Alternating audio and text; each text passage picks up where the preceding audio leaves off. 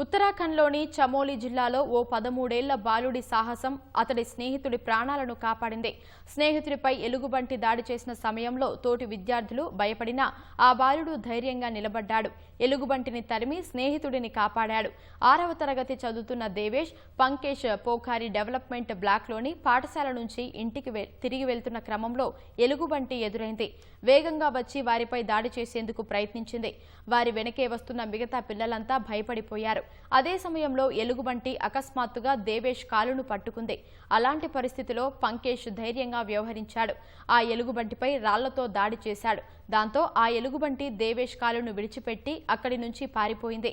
పంకేష్ ధైర్యానికి స్థానికులు ప్రశంసలు కురిపించారు.